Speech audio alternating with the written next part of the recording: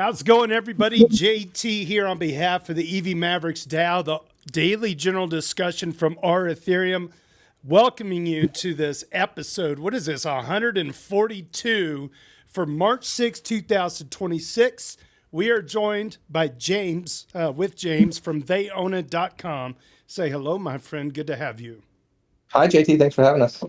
Super excited, man. I was crushing to get here on time. I always try to be sharp and on time, but I was in the middle of I'm recording a music video for a kid right now. And although things went really well, we were still crushing time to get everything done so he could get on the road.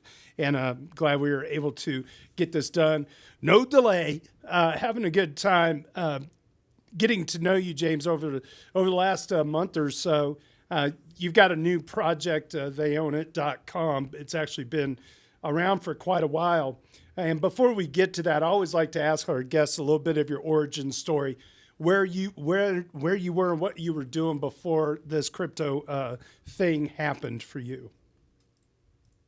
Well, I did IT support for a long time, and then that didn't end so well with my last company. But I luckily got into crypto and have been moving forward with that since. We've been working on identity tooling in Web3 since probably 2019, looking at the possibilities of that, and just messing around and not getting anything out yet. But over the years, we've watched countless people lose money on Discord and other social platforms due to impersonation scams, attackers pretending to be trusted community members, and or project leaders scamming people out of money. And the problem kept coming up and again. And it became clear that the space really needs a strong, verifiable identity tied to wallets. And They grew out of that idea. We want to give people a way to prove who they are online and bring more trust to Web3 communities. Remind me again, kind of when you were dabbling in Ethereum first. I actually heard about it like in 2014. Went to a meetup at Hacker Dojo, and they showed this slide that said everything Ethereum can do, and I was hooked. Yeah, that's what I remember from our earlier conversation a couple weeks ago or whenever it was you were there before Ethereum was probably even a word. It was at this pre-launch wave. Yeah, they were calling it Ethereum already. But okay, they were developing. The white paper was out by then. I believe so. Yeah, but it was early, and so it's a good place to kind of start the takeoff for the conversation. So you were working on identity and kind of this provable identity thing going back now almost 7 years, which is, I feel like in crypto, there's so many people that pivot and just kind of throw spaghetti at the wall. It sounds like you've been pretty dedicated to solving this crucial problem of, kind of a little bit of a human touch, but maintaining privacy at the same time. And I'm sure that when we're working in IT, you saw all kinds of points and promises where a technology like this might be useful for credentialing access to different files, or all the different scaling and levels of security clearance and whatnot. So what were the iterations of this project prior to they own it? Oh man, we've been just trying to get some identity thing going for quite a while. We made a prototype of an element matrix with Web3 login a while back, and that was pretty neat because we didn't see any. Web3 is really underutilized for login, and it's such a powerful security tool that we just really want to be able to apply that. So what's what is the most basic form of your tool that we could demonstrate or talk about? Well, on the surface level, it looks like it's a vanity of it's for vanity to prove that you own this NFT as bragging rights, but it really focuses on the underlying thing is the security that it provides, that you can prove that this is me. I've got my my crypto attached to it. Nobody else can fake this because I'll be losing thousands of dollars if somebody else gets access to these keys.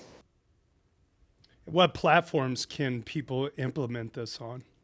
We currently just have the Discord bot right now, Okay. and it allows you to verify your PFP, your ENS, and it gives you, a flag next to your name when you have those, a badge. Um, and once you've done that, then you're able to sign messages and be requested to sign messages if someone's concerned it might not be you.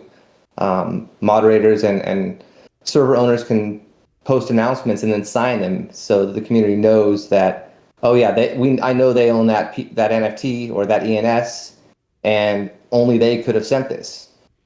So I think one place you people could try it out on is just that they own a Discord that you have, right? So Right, that's the only place we have it up and running right now. We're still finalizing some of the programming and getting the last bugs out of it. We need to improve the UI a bit for the web page, but it's all functional right now. and so, for instance, when I'm looking at my profile on your server, I have proven through my wallet address, my ENS wallet address, jtnickel.eth. You can create different roles based off of NFT communities and the contract addresses associated with them. And so, Right, just like the leading providers of gatekeeping, yeah, we provide the same features for that.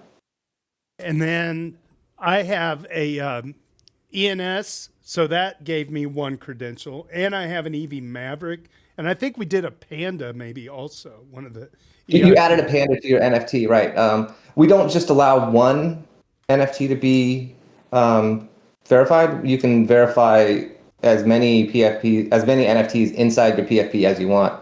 So you can stack your punk on top of your Mooncat with your EV Mavericks, looking over the shoulder, and if you have those 3 NFTs in your PFP, we'll actually verify that all 3 of those are yours in one PFP. Does that verification stay live? Do you have to continually recheck that, or is it just you had it at the time where the message was signed? We continually recheck it. The moment any of those NFTs are transferred out of your wallet, within a minute or so, it will remove that verification.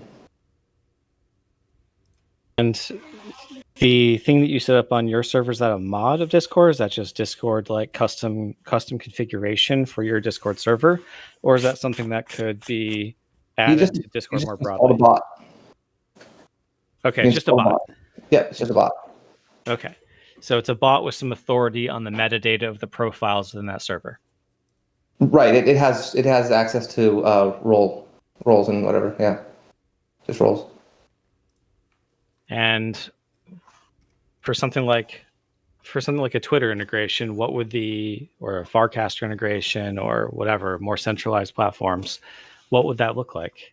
You would, for a verification or for of the PFP or for verification of messaging or both. I'm just imagining like, okay, let's say you go to x.com and then you want to set your CryptoPunk, NFT or your EV Maverick NFT as your profile picture.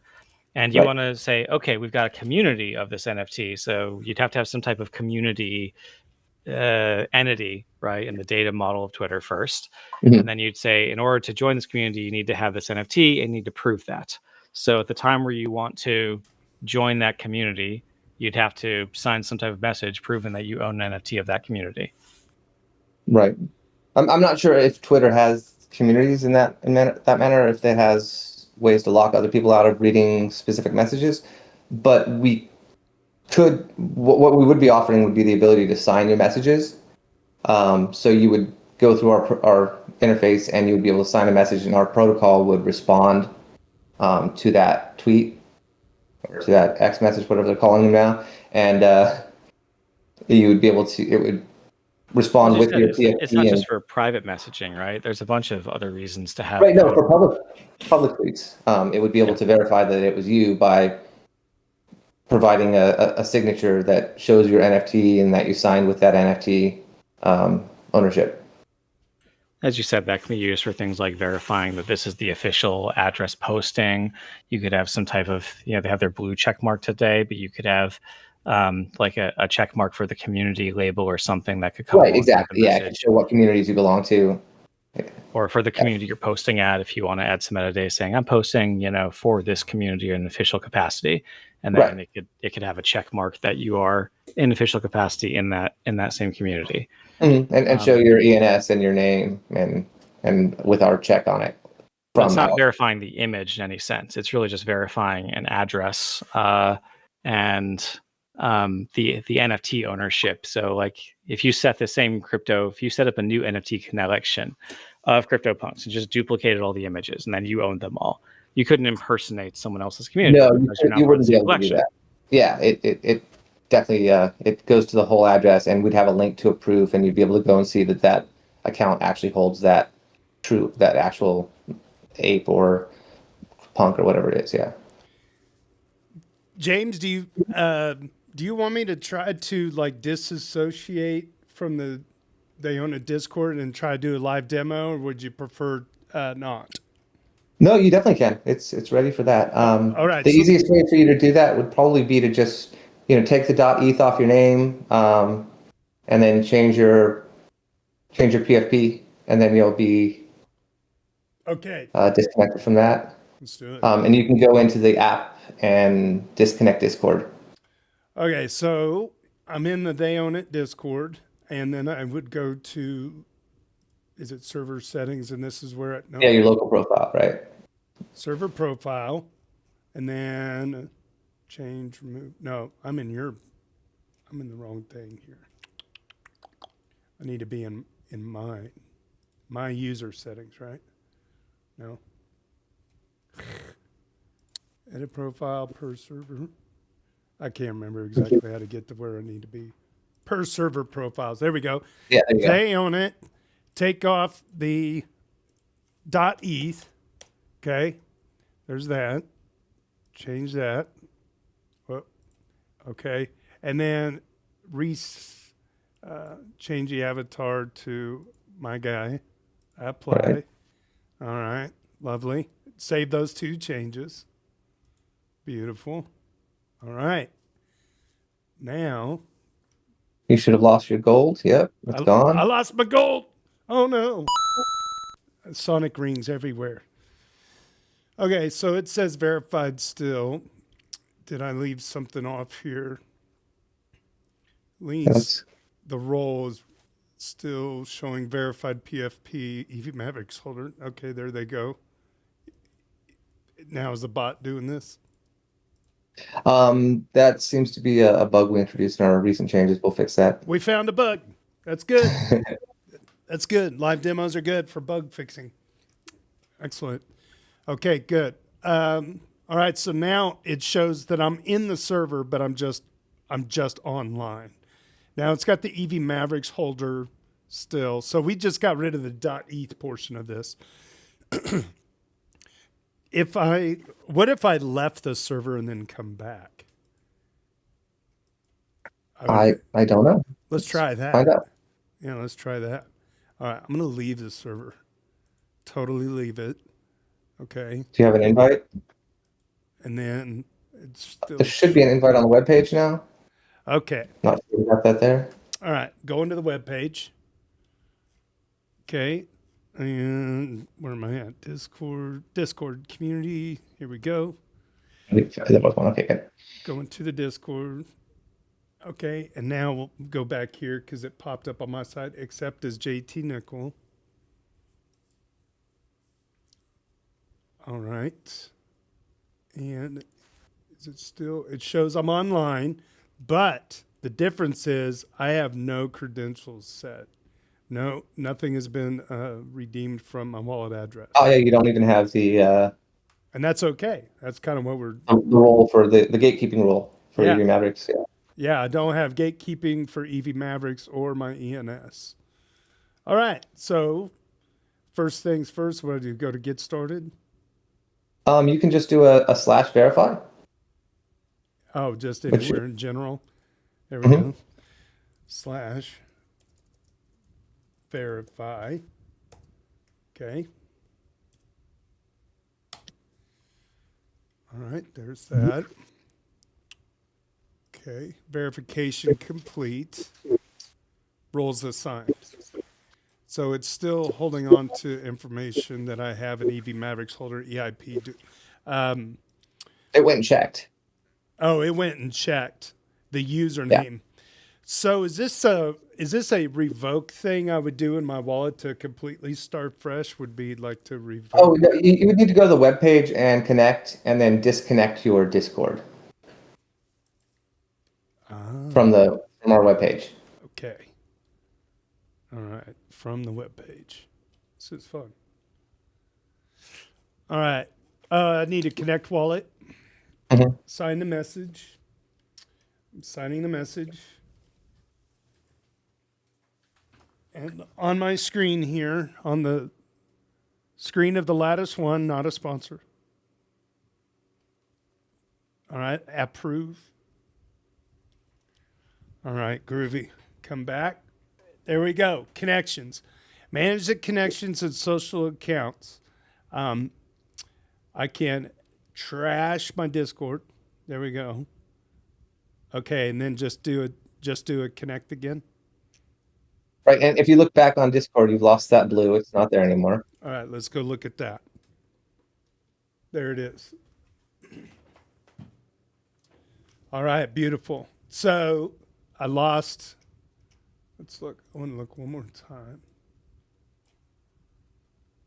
Okay. Now on Discord, there's nothing that shows up. No pandas, no ENS.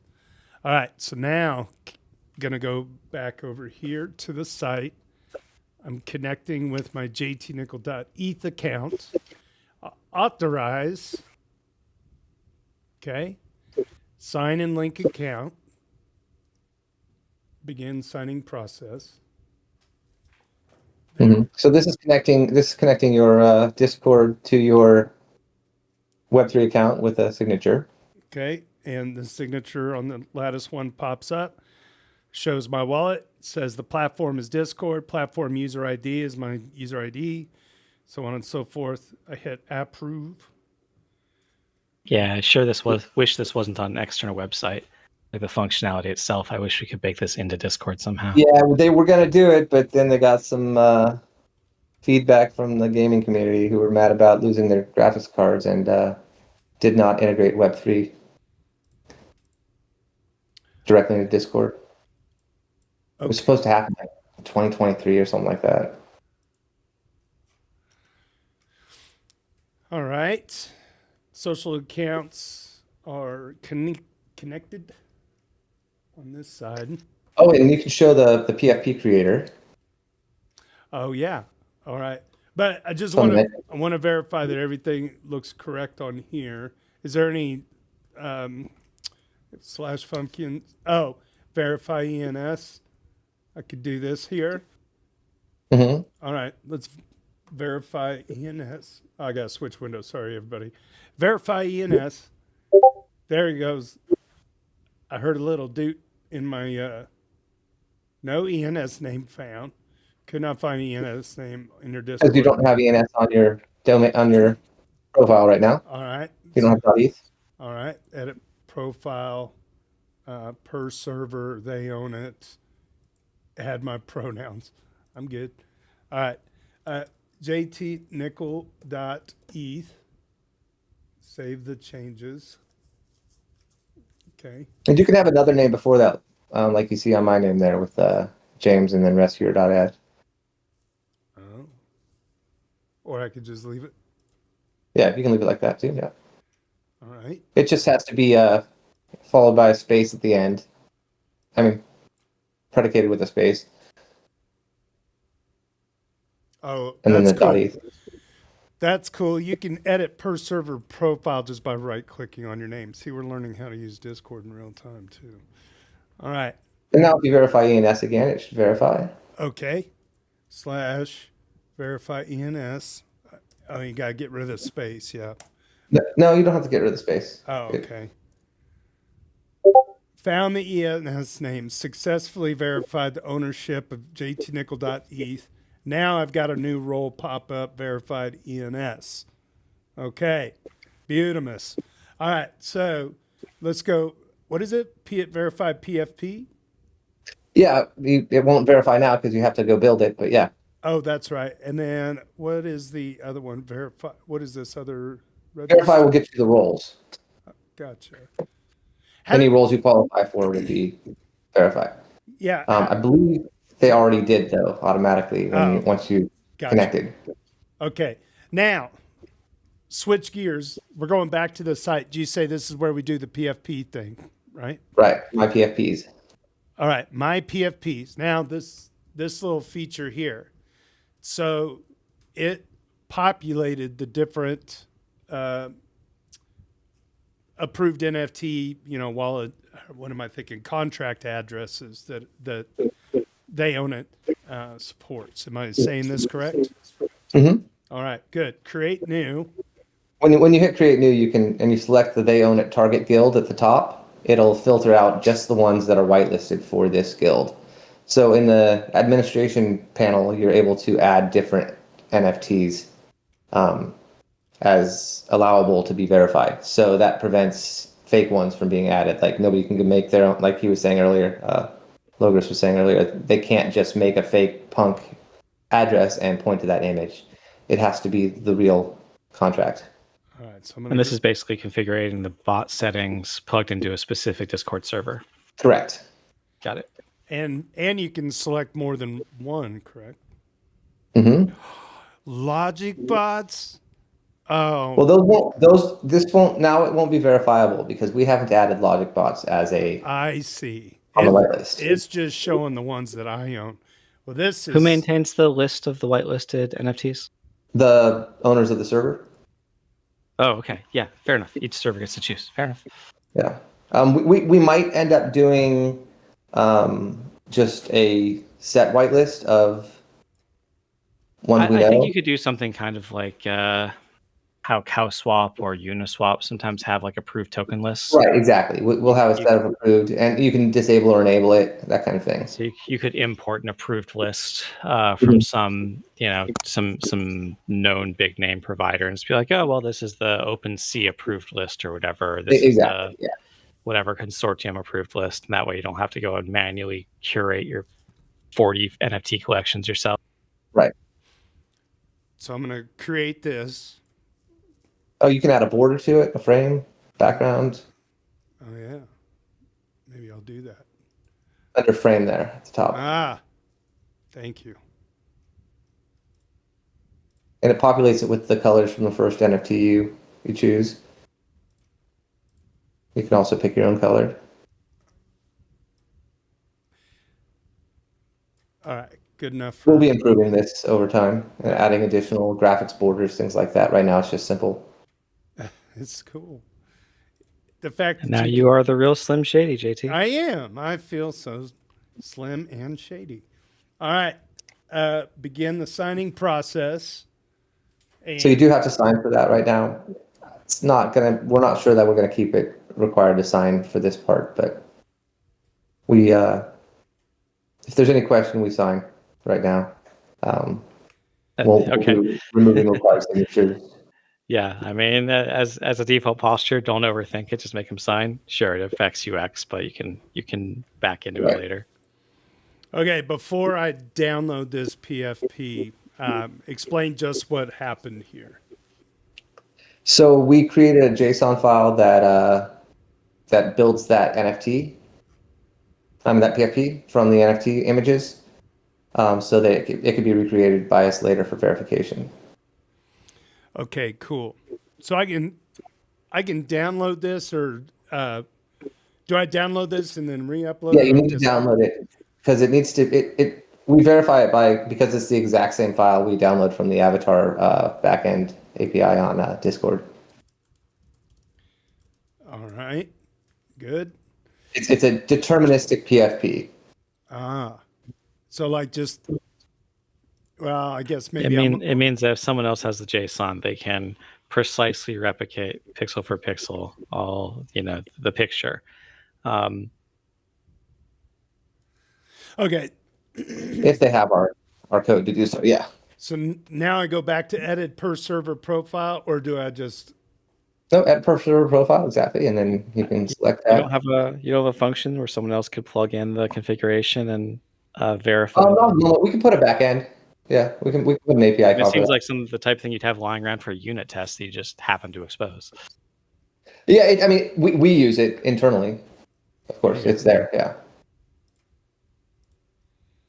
All right. we haven't come to a. We don't have a function for that use yet, and we don't see a use for that yet. But we might find one. Yeah. All right. So now that is saved. So now I do the verify the PFP. Correct. Lovely.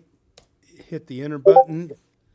Analyzing the match quality. Success. Perfect match. Connected. We do have backup verifications in case there is a little bit of pixel variation. And if it can't verify it exactly, we go into those, and we have some proprietary algorithms that will match the image, even if it's resized a little bit. And then I guess I'm a little. I guess I care a lot more about the DID aspect than proof of pixel perfection. Right. Just proving that you are adding the civil resistance of the wallet, adding the civil resistance of the monetary value of an item of the collection, and a digital ID system to the to prevent scams, frauds, etc. It seems like a great thing for me, especially if there's some way that we can say, okay, well, you bought your way into this collection. Now you scam someone. Okay, is there some type of accountability layer we can add to add a slashing or some type of something at stake, something at cost, right? Right. It costs them a lot of money, yeah. And now Yeah, that if we can add an accountability layer to this, you can really start to see the power of it come through. Because like that panda collection, those things are like $1, right? It's not a lot of sub resistance. Right. The bonding. EV Mavericks are like 100. No, they're like $400, $500 right now, something along those lines. So yeah, okay, you can buy your way in that if you scam someone out of 20,000, right? But but at least we can cost them the 400 or 500. That'd be nice, right? Right, but once you have that protection of I own this EIP panda, it's identifiable. You can people can see I know that panda. They've built a reputation, and or they they've done things that prove that who they are. Now you can trust that person more. Yeah, I like the. Okay, someone said this. Reply to that comment at bot verify identity or something, right? Some command to the bot that says like, is this person who they say they are? Right. And then requesting a signature from them. They want to back that up. Yep, we have that ability already. Yeah. That seems good and inflow to me. Anytime something in Discord tries to send me off to some foreign website or some foreign Discord or something, that's like a red flag security wise, right? It's fine for the server administrators to go to another website and set up the bot and do all the curation we just saw, but Mhm. as just a random user of a server in Discord, if I log in, they're like, click that you understand the rules. Now verify something, and it sends me off to some other website. I probably just noping out of there without thinking it too deeply, right? Because we've been Right. Yeah, trained to do that is that. going to be a hurdle for us is to build trust within the community. But I think that once that trust, I think that the security gains for communities should be worth us building the trust for them, to use it. Yep. It just would be so much more powerful if we could get Discord to wake up on the damage being done within Discord servers, and that they could take a role in preventing that. Yeah, that really threw us back quite a bit because we'd heard about it and we knew it was coming, and then it didn't come. I did notice here, I just wanted to point out quickly that my role on your server went from blue to gold because I had two. Is that correct? I had two. Right. Yeah, you have both ENS and PFP verified. Okay. Very.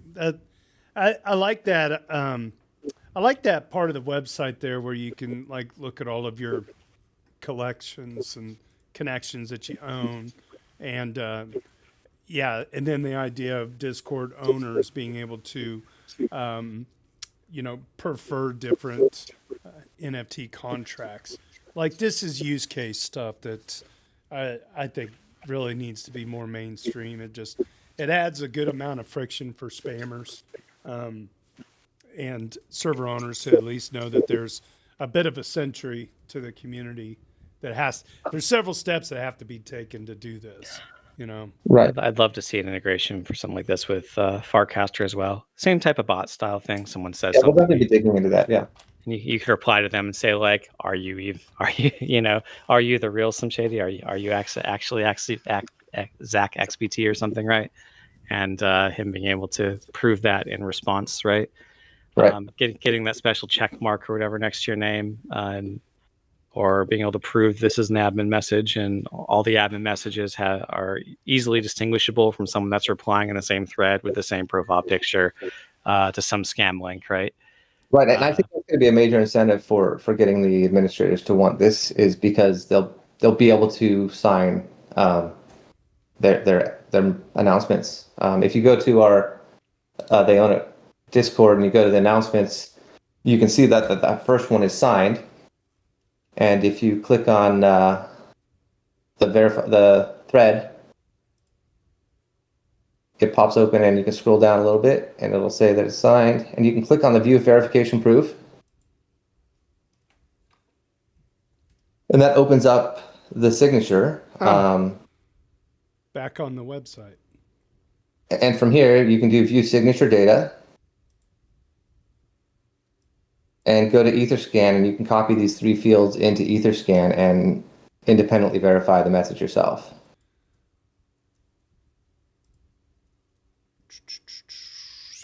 And we have a link there at the bottom. Oh, it's one link that'll open up. I see. And then you click on verify signature at the top right. And then copy into those fields. Huh. I see.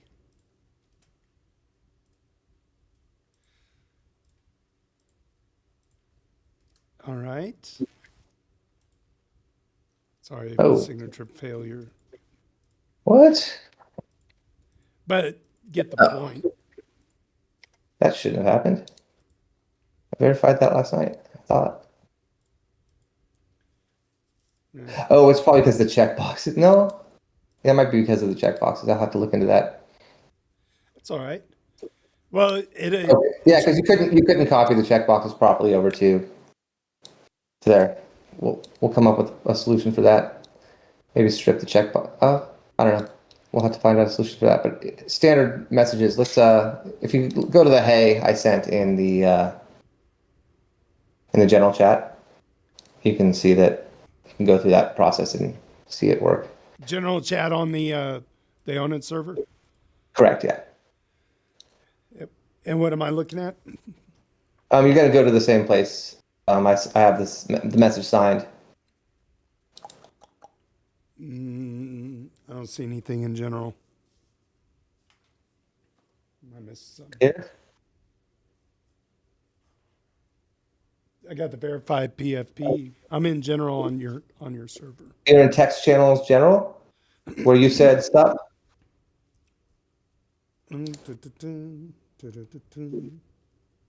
Now I see verified PFP. Unless I'm just blind and not looking in the right place. On the left-hand side of your screen, go to text channels. I can't see the left side of your screen. There's your problem, lady.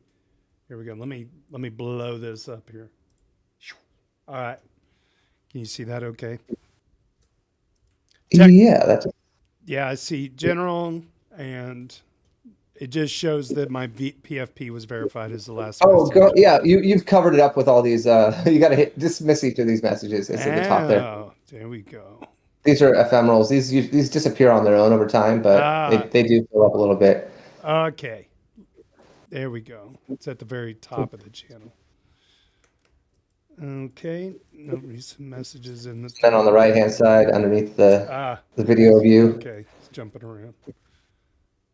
Oh, great. Sorry. Let me sign a new message. They expire right now. We need to make them not expire. So I'm going to write a message, and you can demonstrate the ability to request a signature by right-clicking the message itself, not my name. Okay. Right-click. And go to apps. Apps. They own it. They own it, and then verify secure message. Okay. It creates a thread that asks me to do it. Other people can go in there and they can click on I want this verified too, and it'll add their name to the list. Okay. Okay, sign the message. And then I will sign the message. Oh, that's neat. It's like my wallet's not. Okay, now there's 2 messages. No, wait, dismiss that message. Okay. Once I've signed the message, it changes it over. Yeah, now it's verified. I see that. I see you, And boo. now that verification proof hopefully works. Yep, it's there. All right, let's open this up. There we go. Message signature verify. And you say view signature data. Should I try to go do this again? Yeah, it'll work this time. It doesn't have any emojis. Gotcha. All right, there's the address. Go back. Let me go full screen here. Copy this. Hey, if you're listening to this podcast, that must suck for you. But if you're watching this, it's pretty cool. All right, and then signature. Let's go grab. Whoop! I grabbed the wrong one. My wife's calling. Sorry, babe. I am verifying signatures on the Ethereum blockchain. Really? Oh, that's. Did I get the wrong message? I get a Okay, that says 893C. 893C. Make sure I got. I'm the not right sure why that's not signature. working. It was working previously. We'll definitely fix that. Signature hash, and then wait. I think I was copying out of the wrong field. Hold on. I'm going to do this again. Let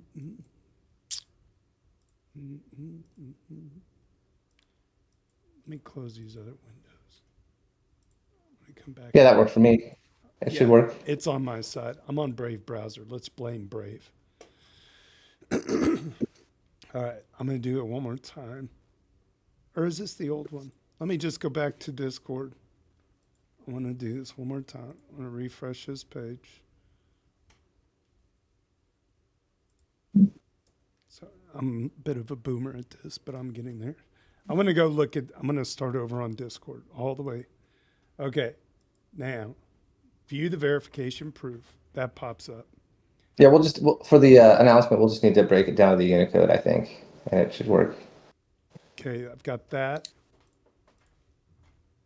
And then you said go to Etherscan and wait, did I get off on the wrong foot here? Where's the verified signature thing? The fields? It should be from the there thread. it is. I'm on the verified wrong thread. URL. I got it. Yeesh. Some steps here. Okay, There are a couple verify. steps here, but Verify after people do this, Keep talking. Go ahead. after people do this a couple times, then they'll learn to trust that our signatures are valid and won't need to check them anymore. Yeah, it says message signature. That's weird because I just did it. It worked for me. What browser are you on? It shouldn't Shouldn't matter. matter. I'm using Brave. Okay. Yeah, I don't know.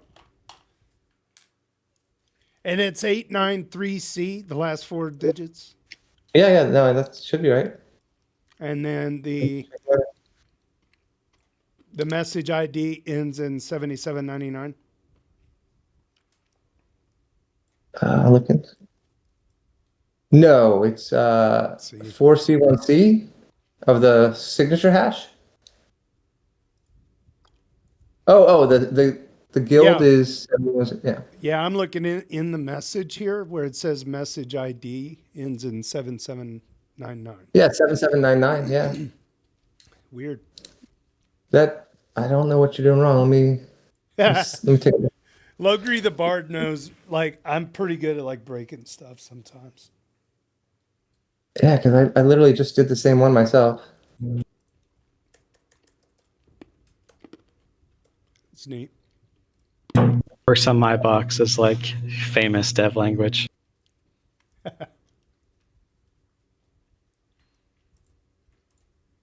Well, we'll try to figure out what's happening with you there and address that as well. But you did it before. Remember, you copied all 3 into your clipboard and put them over there and it verified. Yep.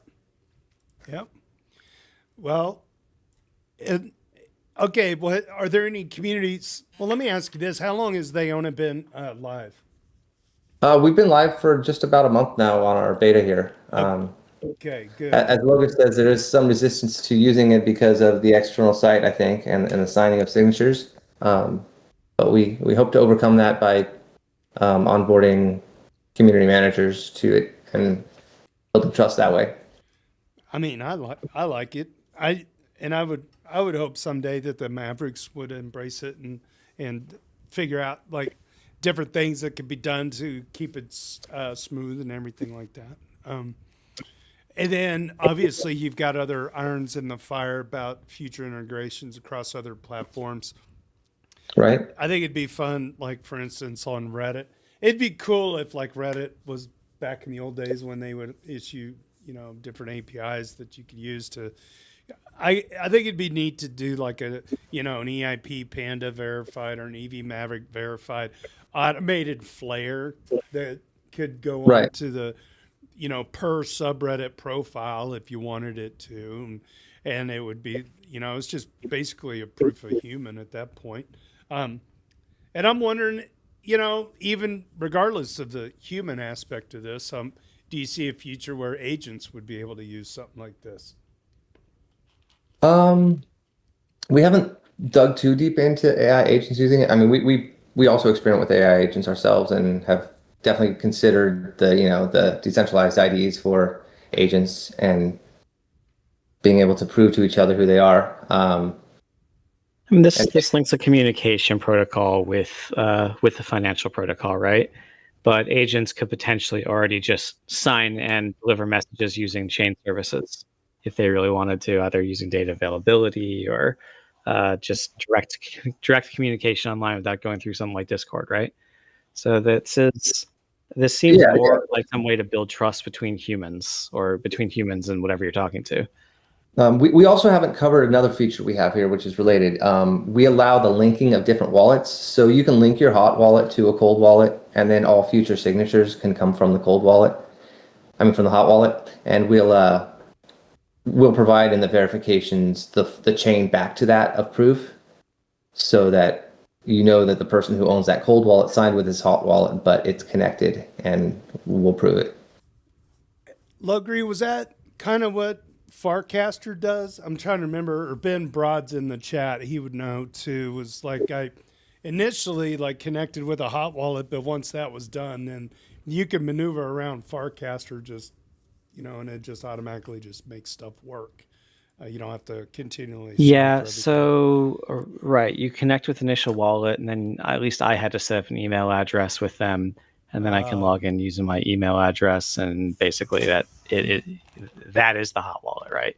Proof of your email address is basically becomes the hot wallet, and um, then you post around with that. But like, Ben Broad can speak more broadly to that. I'd really be more interested in what Farcaster's doing to reach the next level of adoption, right? To help communities form. Like, what is the feature they need to add that's going to help people to break away from X?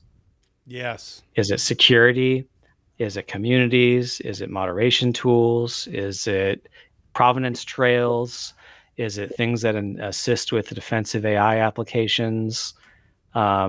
Is like, what is it, right?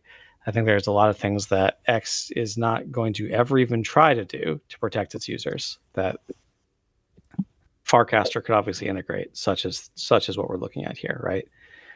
And that would mean that people dealing with more financial type of communities, basically Web3 type of communities, would gravitate towards using this over X. And if we could get the news feeds to start switching over in cycle with that, then you really get some core adoption that's not likely to leave. But the specific account system of Farcaster, I just didn't find that interesting. Hey, I see in the chat that Wake might have something to say about this. I invited you to the stage if you want to come up here, my friend. Um, Ben's laughing. Also, I saw what you did there, Logre. You said Ben Broad could speak more broadly about it. I'm like, you didn't even do that on purpose. I know you Probably did. not. Um, so, James, you're in this about a month now. It's been on your mind for 7 years. What else is on your mind and where you want to take this? Any other edge cases out there that you see this could really shore up?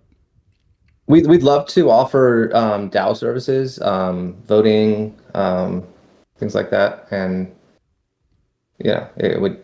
I think there's some tools out there, but I think we could really integrate a DAO with the bot of Discord and the ability to do voting, maybe even directly in Discord, but with verified signatures.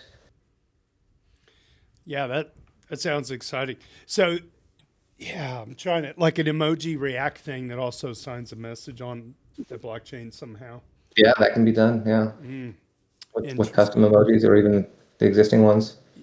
We can definitely see when people's do the signature. I mean, do the emojis and Yeah, you don't need to get them to sign the emoji. You just need to make sure the address clicking it, one is verified, and then that the final count can get written to the chain for whatever on-chain governance or that it may have. Yeah, this is right. this is very much sounding like Ethereum running in the background without even thinking about it kind of use case. Just simple voting things, even from high value accounts. I mean, I don't know. I'm thinking. I mean, the problem becomes if the bot is compromised somehow. The bot is basically an oracle of all the users that voted on Discord, right? Yeah. So if the bot gets compromised, then Right. that person now controls all the votes of the bot, all the potential votes of the bot. Not necessarily. I mean, if we require signatures for the votes from the users, or the votes, yes, but that's. I mean, if it's an important vote, not just a getting a feeling about something, then you're going to want signature. Most DAO management uses signatures for that already, as far as I know. So you can easily run an audit to make sure that you have all the signatures for it before moving forward with an action. If it's off chain. Anything else, James, that you want to tell us about? Okay. I mean, Did you try again? let me Shut see up, real Siri. quick. My freaking phone woke up when I said James. James is not the same as Siri. Okay, let me check my notes real quick, see if we covered everything. Yeah. So I'm excited to see. I mean, you're 1 month in, and there's so much of this that works just fine, and I think it's going to be one of those deals that just gets better over time. And I forgot to ask how many people are working on this with you. Is it just you? It's just there's just two of us right now. Okay. That have been doing most of this. Yeah. Very good. Yeah, really, just the main points of this are it even though it gives you the vanity of bragging with your NFT, but using that NFT as an identity brings security to the environment, especially with moderators and sending announcements. They can't. Nobody can fake that they own your NFT that everyone knows you've owned for 5 years. That's not going to be possible with this system, and really increases the security of a community. Well, very good. We're going to pivot over to our weekly Doots section of the show. You're welcome to hang out. It's a great time for me to read Reddit, so one you don't thing have before we to. go Go there. ahead, Logri. Yeah, so I think we should figure out a way of attaching the digital identity on this system to an information provenance trail. So if you get someone that reposts or whatever, you can say, look, I posted it first because, going one way, it's obviously like, oh, I had this account and mine is verified. And here's the timestamp for when it was written to Reddit or, Discord or whatever. Then someone posts it somewhere else and it's immediately verifiable that you had the earlier timestamp, right? Certainly, and then you can start attaching metadata to your digital ID system, like what nationality you're from. So the third stage would be you start to add a filter, kind of like a spam filter or an ad block equivalent, just powered by AI that can enact a policy on the information you see. You can say, like, I only want to see information on this Twitter, whatever website that has an information trail that has a verified, PFP or something, right? I only want to see information that doesn't come from Russia because I don't want the Russian misinformation farms coming at me, or that at least has a digital ID attached to it, so that's not just being civil bot executed at scale, right?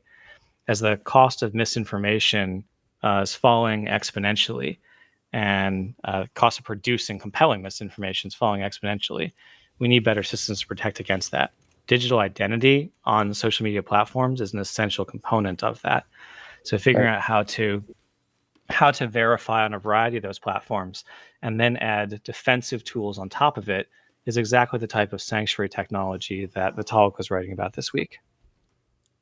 I like it.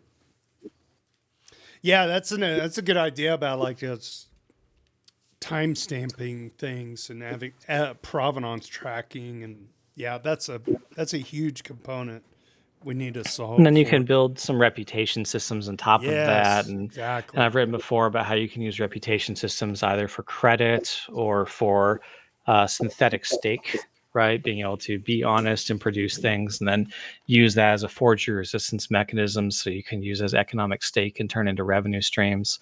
There's a bunch of like systems that all build on top of having this base digital identity. And as you plug it into social media and as you plug it into the output information from you, it expands the Sybil resistance signal, right, to one that is harder to fake, and therefore can be used for a broader array of purposes. So, like, even to the extent, and hopefully I'm tracking you, Logri, with this thought process, is that not only is the user verified, not only is the content verified, but also the social credit that is coming to that person as to whether they're a good actor or a bad actor is also coming from other verified accounts. Yeah, or just imagine I have my my spam filter, defensive AI, browser plugin, and it goes and says, I'm only going to look at, I only want to see content from addresses that have a Gitcoin passport score of 10 or higher. Twitter can spam me with whatever they want from their algorithm, but it literally won't appear on my browser window unless it conforms to my security policy, right? So they can go and spend all the server time they want creating ads and throwing them at me, but just like ad block, right? It doesn't appear if you have your defenses in place. And so the solution to bad AI is defensive AI.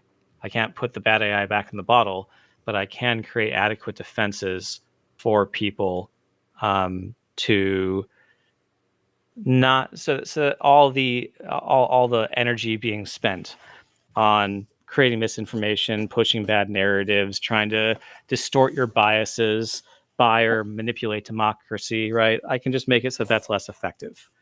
And as those technologies proliferate, then having this unalterable ledger of events that can be used for information provenance becomes essential to the security of our society. Yeah, I like it. Mm-hmm. I like it. Those are all good talking points. You're listening to Logri the Bard from tokenomicsexplained.com. He's a technical interviewer on the show, and James, he's a dude that I know that. Well, it'd be cool to have you both at a barbecue sometime because I know you could talk shop on all this stuff to. We'd basically be rehashing this conversation, but over the course of an hour, and we'd both come out with, I want to write about this, and he wants to build that, and something's going to come out of it. I love it. Yeah, we actually had an idea a while back for during the ERC 721 ICOs. I'm sorry, ERC 20 ICOs, and they were getting shut down because of not following the rules for investments, right? And I wrote it up and had it all prototyped, but couldn't get anyone to take it, which was the ability to prove that you're an authorized investor on chain to be able before you can invest in an ICO. Sure. Just automated just for legal compliance. Yeah, sure. Yeah, with the registry, you don't have to prove. You don't have to say who you are. You just have to prove that you have $500,000 worth of assets. You have an oracle with a registry, and that oracle says, here's the addresses that have gone through my verification. And I think that could have saved ICOs at the time if it had been implemented quickly and effectively, by a law firm or whatever. It doesn't seem like it was out of, in the 2 years between 2015 and 2017, implementing a basic hash set of 0x addresses doesn't seem like it would have been too much work. We could have accomplished that. it even could have been automated. Like you wouldn't even need the hash set. The ICO contracts could have literally checked, does he have this much ETH and this much of these 10 different projects that were big at the time, to make sure that there's $500,000 worth before allowing the purchase of into the ICO, and then you're compliant with. Yeah, that sounds like a lot more gas than lookup in address, right? Yeah. Lookup in address is the set is controlled by a You legal could firm. pre-register, sure. The legal firm, you go to their website, you click a button, you enter your address, and then it writes that address to the whitelist if it Right. if it has the assets you're talking about. Now referencing And it once you've is done that, pointing and looking it up. Once you've done that, you can also verify off-chain assets and become a qualified investor that way. And now you have a full hash of everyone who can invest in ICOs. Yeah. That would be less automated to on the user side that wants to get the attestation. But if they need the extra assets that are off chain to verify that, that's why you have the legal firm. They're willing to pay for that firm to verify their assets and make an attestation on chain. Exactly. Yeah. This seems like a small enough project. It could have been implemented in the 2 years before. Yeah, we didn't have the resources or know the right people to get that done. Well, there's too much grifting going on. You didn't want to build actual useful security tools. You just wanted There to was way too much fun to be had. make the money Right. and go to the Wild, Wild Bahamas. That was the golden window where it was time to go and make your millions. Yeah. Who had time to make it safer? Yeah. Trading all the food coins and all that crap around. Food coins is 2020, man. That was way later. EOS. No, I'm just thinking like Funfair, OMISCO, EOS, like all of those Misiga. different. Misiga. That's it. Oh my God. OMG. Excellent. Biggest airdrop. You still have some? the Apple sticker on the skateboard in Google headquarters or whatever, all the crap that team was doing was just insane. But anyway, well, if there's nothing else to go over, I'm going to run on to the second half of the show. You don't have to go anywhere. If you want to stick around, you can. It's the dudes. Yeah, the Doots. It's time to do the Doots. So this I'll is stay on my voice. I'm going to get off camera. Okay. That sounds good. Yeah, if you actually kill Discord on your side, or not Discord, Zoom on your side, I'll do it too. And then, we'll just do it that way. And All right. cool. Get this all fixed up on my side. Stand by. There we go. The video feed's better now. If Vitalik took time off, Switch we over. would lose a great researcher. A great mind, And he's not just writing about Ethereum, he's writing about collusion systems. crypto economics. That would be a tremendous loss to the world, but the Ethereum machine would just keep chugging. Just keep chugging. Just keep chugging. Just keep chugging. Just keep chugging. Just keep chugging. Just keep chugging.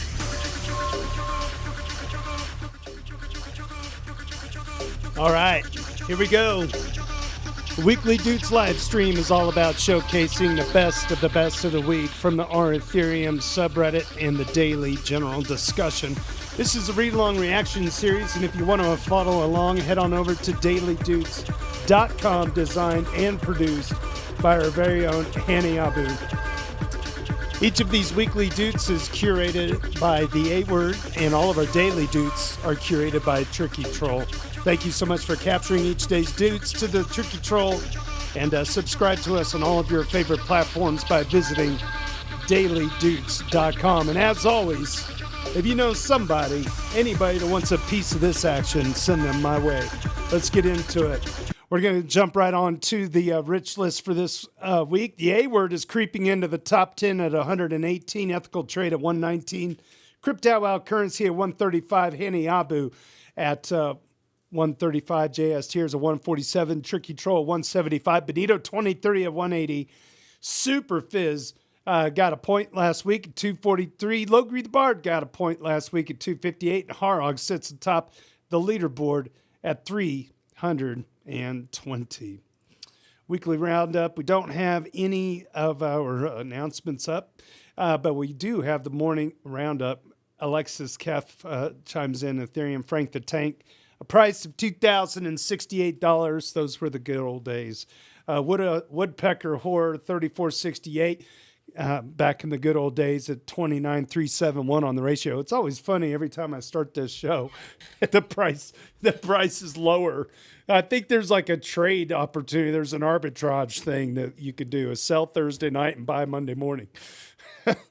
Weekly haiku, courtesy of JS Tiers Blockchain, normative, credible, alternative, either formative or ether formative. How does he do it? How does he do it? JS Tiers every single day. Don't forget to check out Ethereal News. Number 14 is live. Ethereal News produced by AB Kothep, formerly of Week in Ethereum. EPBS First DevNet is live. Aave Labs, Temp Check passed. Synthesis AI plus Human Hackathon. What? Head on over to ethereal.news and check them out.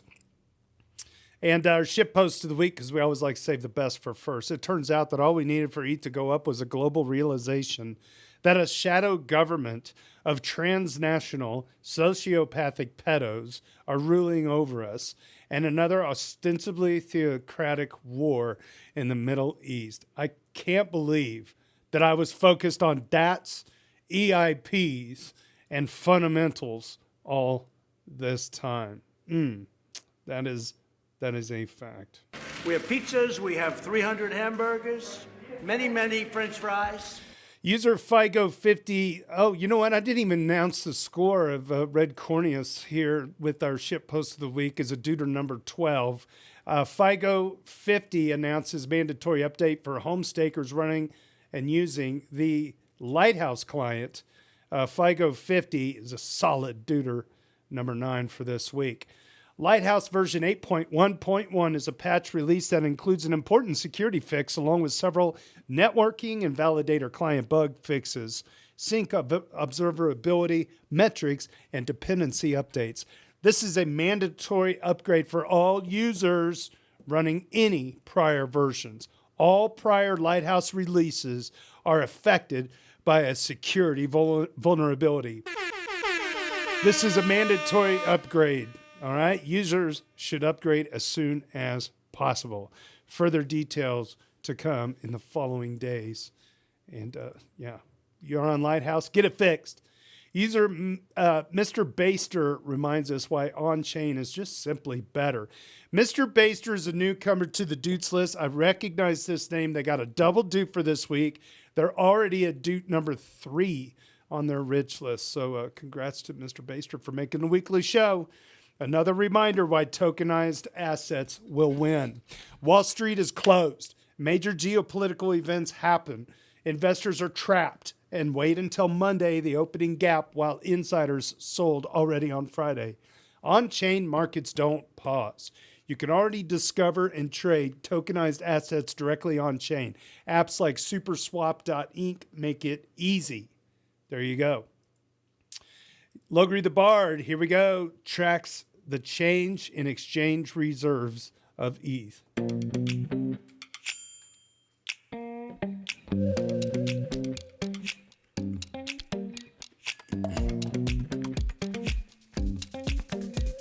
It's not that long of a post, JT. I like it though. That DAT regarding Bitmine accumulation period was fun to watch on this chart. Let's open up this chart. All right. It's fun to watch on this chart. Geez, look at that spike. What? Oh, wait, that's just the edge of the graph. Oh, okay, I see. So let's read the chart here.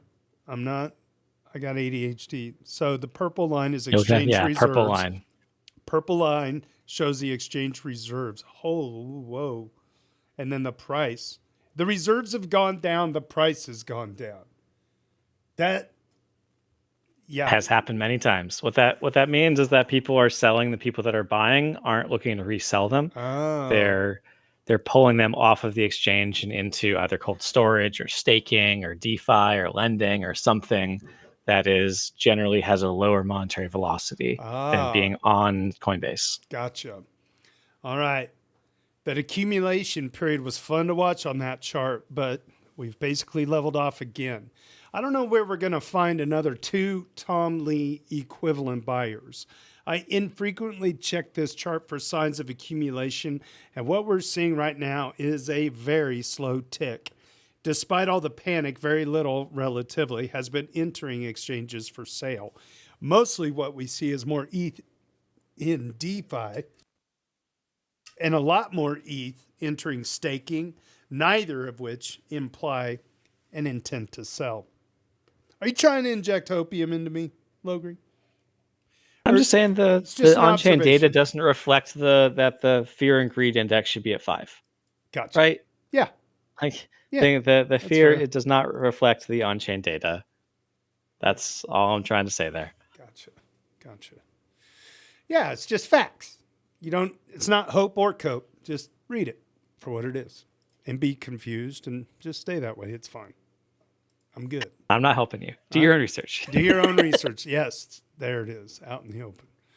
Numerous Ruin 4947, Deuter number 36, comments on the disappointing path a couple of DATs have taken while user Vandalay 101. Vandalay 101, let's see. There's nobody else in there. Okay. User Vandalay 101 still believes in DATs and the Ether machine. I got to find Vandalay here as a Deuter number 14. A couple of experienced people here. All right. It's disappointing that SharpLink wasn't able to execute the way Bitmine did. I understand they have their own strategy, but their stated goal was to accumulate 5%. Joe Lubin talked about vacuuming up excess ETH from the market. So far, that hasn't materialized. ETHZilla has already abandoned its ETH strategy. That's a former guest on the show, and is now pivoting to a rebrand. That kind of inconsistency does not inspire confidence. If the goal is to build credible ETH strategic reserves, you need companies with real operating income and sustainable cash flow. Profitable businesses can accumulate ETH during downturns rather than relying purely on narrative or market momentum. All right. Vandalay 101 has a response to this. The Ether machine still hasn't gone public yet. Maybe an unpopular opinion on this, but I think these DATs are more than just a fad. Everyone is paying attention to who is best positioned to accumulate plus or minus 5% of the supply. But many are quick to dismiss the other participants who lag significantly behind the leader. There are those who get themselves underwater right out of the gate from mismanagement. And on the opposite end of the spectrum, you have those who apply lessons learned from predecessors, are dialed in at the right level of risk-averse deployment strategies, and find creative ways to grow their stack using battle-hardened protocols. The latter could be more akin to the tortoise, slow to start the race, but realizes it's an ultra marathon with vast potential for those who find a way to stay in the competition. I think that encapsulates the Ether machine's approach to the market. Okay. We haven't seen the Ether machine do anything yet. It hasn't launched, right? It's still it's not even under the ETHM label as a stock ticker yet, right? Mm-hmm. And unfortunately, that accumulation is a function of demand on the stock. So when the stock price has a NMNAV greater than 1, then they can mint more shares and sell them. And when it's less than 1, well, then it's a question what they do. They're not obligated to sell ETH to buy it back. It's not an ETF. It can be a one-way valve, but it still remains that if all you're doing is compounding at 2 or 3% a year, getting to 5% of the supply is going to be a unachievable challenge, at least in my lifetime, right? Maybe, over the span of hundreds of years, sure. But so you need to generate a hype bubble somehow for your stock. We had that hype bubble for DATs already. The first mover moved. They moved real fast, real hard, and they got to like 4% of the supply, right? And I think they have enough cash at the moment to buy up to 5% of the supply if they just lump summed it. So congratulations, they were able to use the hype window before it faded, before market attention moved on to silver, and then moved on to, I don't know, semiconductors and storage and military investments. yeah. I mean, I bet that oil stocks are up with the oil prices right now a good bit, and I bet that I know for a fact that storage systems like hard drives, RAM, etc., those prices are way up and will be for a couple of years. So attention in the market moves on. It's fickle. Yeah. And we had that attention window on DATS, and the first movers moved. And I think that it's going to be very hard to break into the DAT game in the middle of a crypto winter. Who's buying the stock, right? Like, how are you getting eyeballs on it? Who's pressing the buy button in order to pump that MNAV, in order to get the shares minted, in order to really create that flywheel? Of course, we'd like it if the underlying was making more money, but Tom Lee's Bitmine wasn't making any money on the ETH. Yeah. Right? And they were still had the MNAV of like 1.3 for a while, 1.2, I want to say, for a while. And, what an incredible boon. I don't know how you can replicate that without another major hype, attention-seeking event in crypto. Obviously, I've written before about if you can get to a critical mass of ETH, you can start to manipulate the price to your content.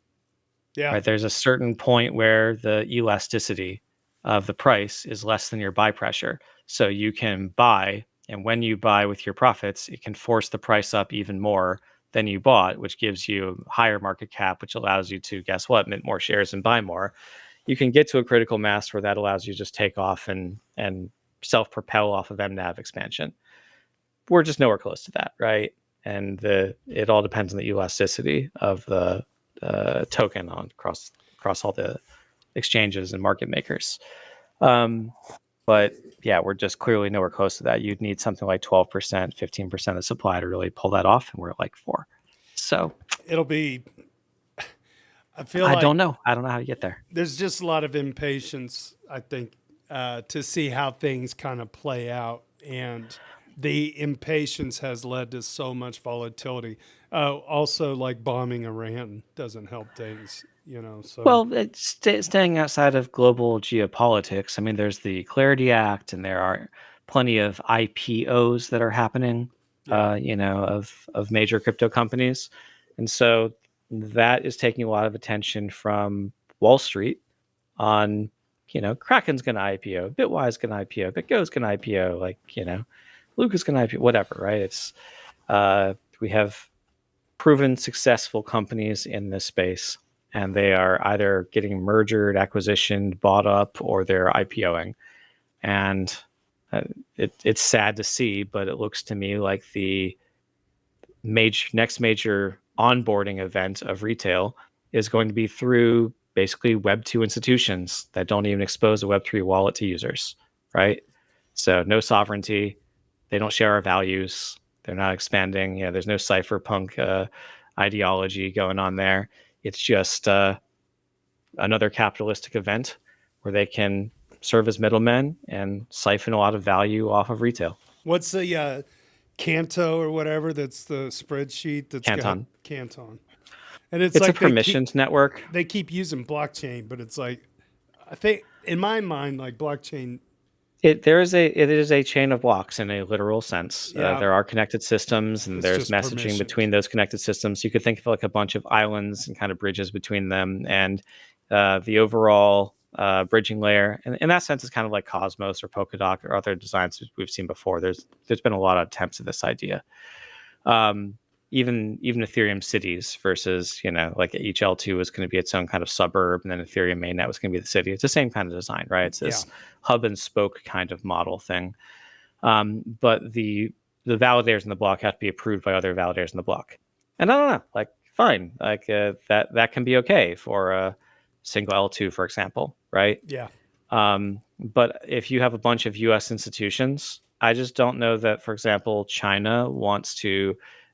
Chinese banks want to take the ownership that they have of yuan and make it subject to validation censorship by U.S. institutions that are permissioning each other to be allowed to validate. It's not, you lose the neutrality, right? Yeah. So The DTCC, congratulations, you landed that. I hope that this opens their eyes to blockchains, and then I hope that users show that they demand that those assets are put onto a more credibly neutral infrastructure without the same censorship potential. And if the market demands that, then eventually we'll get there. So I hope that that's where we see the RWA growth. It's on Ethereum. Hope it becomes undeniable within the next 4 years, and we get the regulatory clarity that we need to be able to define RWA categories and make it clear to people what they are, what it is that they're buying, what is it that they actually own, what are the rights that come with that, what happens if it goes wrong, all the stuff that we talked about with Erica from Lead Bank, right? Yeah. These sort of failure scenarios and risk and compliance and communication, transparency. I hope we get all of that so that we can offer many of the benefits of blockchain, 24/7 markets, atomic transactions, finality, right? I hope that we can bring the benefits of blockchain to many more assets. And I'm not alone in saying that. I think we have a lot of allies in that regard. Larry Fink says he wants to put everything on a single ledger, give it a QSIP, and tokenize every financial asset. That sounds pretty bullish. Do you think that they're going to do that in Canton? No, I don't think No. you can do that for every financial asset in the world. You might be able to do that for U.S. regulated stocks or something, right? That's fine. But what about all the derivatives? What about all the commodities? Do you think that's going to happen on Canton? I just don't think it's credibly neutral enough. Is Ethereum scalable enough for it? Yeah, it looks like it will be at this point. Yeah. So I hope that the market demands and that the products that are launched on Ethereum find more product market fit. And it becomes clear that the direction that we want to go is one that, while there may be censorship controls built into the individual smart contracts, like USCC has a blacklist. Yeah. I hope that it still becomes uncensorable at the validator level. You can't just say, no, your transaction is not going to be included in the blockchain because the US government said so. Yeah. We'll see as time goes on. Hopefully, it's just all the uncertainty of everything, and it's always been this way. It always looks so clear in the rearview mirror. It's kind of like everybody needs to just chill, Like these big institutions are not going to stop after 18 months and be like, "Well, we tried," Some of them might, but I don't see. I mean, if you look at the RWA chart, it's pretty up, right? And you look at the stablecoin supply, it's pretty up only. I mean, there's been a dip here and there, but for the most part, it's up only. Even recently, like look at the EURC market cap in the last year. I'll pull that up. It's tremendously up, right? Mm-hmm. And that's not even USD, which seems to be the main thing people want. It's like it's at 457 million right now, and if I go back a year, what's the chart you're looking at? Put it in the just EURC. I went to CoinGecko, plopped it up, but the market cap 1 year ago was at 125 million, and now it's at 458 million. So that's over 300% growth in a year. That doesn't look like death to me. Same thing if we do USDC, and just again plop in the market cap on it. A year ago, it was at 57 billion, and now it is at 77 billion, 50% growth in a year. That doesn't look like dying technology. And you see projections from, for example, governors of the Federal Reserve that say that we're going to go to trillions of dollars of stablecoins. You have Secretary Scott Bessent, I want to say off the top of my head, says we're going to $3 trillion in stablecoins. The U.S. government wants the growth of this because they want more owners of T-bills to help to lower the interest rates in the national debt. So from their perspective, it's important for the fiscal health of the U.S. dollar and for our nation. That doesn't sound like they want an impediment of there. So if the banks want to get in the way of that growth, Trump has something to say about that, right? Like literally this week. Yeah. So it seems like there's a coalition of partners between the new crypto banks, the neobanks, the exchanges, the Federal Reserve, the U.S. government, the executive, wing of the U.S. government, and end users, all of whom can imagine and see the pieces of a better system coming together. And do I think that that's going to just go away? No. You just have to figure out how that translates to the underlying asset price. Most of what I said, they buy an ETH once a year and they have enough gas, right? Like that's not giving us 5% of the supply and demand every year, right? That's not getting us at burn levels that I find particularly impressive. So if you have to value this based on gas burn alone, the valuation does not look like $1 trillion asset, right? If you have to value this based on being a store of value, that's not what we've seen in the charts, right? People, when war and uncertainty happen, we don't see people fleeing to Ethereum, the ETH price, right? It's fair. So we've had a lot of narratives over how to value Ethereum, but right now in the bear market, people don't seem to have a consistent picture still. People have different ideas. And frankly, there's a lot of fear at the moment. That fear index is at like the lowest it's ever been, basically. There's a lot of fear that just, hey, all the original believers took their money, they got out, and they're never planning to come back. And it's going to take us decades, if ever, to get back to all-time highs. Yeah. I don't know if that's true. You just have to, something has to spark it. Something has to bring back the hype wave. Something could be stable coins, could be Clarity Act, could be, some other breakthrough with banking, Clarity, stable coins, get FDIC insurance, whatever it would be, right? But something has to get through the zeitgeist back into mainstream and prove these people who say that blockchains, the Warrens of the world who say blockchains used for nothing but crime, prove them all wrong. Yeah, 100%. Anyway, end rant. No, it's good. Well said, man. Always enjoy hearing it. I'm also looking at growthepie.com. Normally, our friend ETHWave joins us on Fridays, gives us a little overview of what's gone on in the previous week. But yeah, check out growthepie.com for a lot of those metrics. User Timmer WB sees an opportunity for Ethereum in light of the push for dystopian laws. Timmer WB, been around for a long time, a duder number 24. You may have seen the news that a new California law will apparently require operating system providers to gather a date of birth for new user accounts. What the actual bleepity bop boopity beep boop. There it is. AB 1043 also requires OS providers to pipe a real-time age checker to every app developer who requests it. Dang, man. All right, clear. Yeah, a little draconian compared to, what we were just talking about if they own it. Yeah. If they own it is an opt-in system, right? This feels draconian.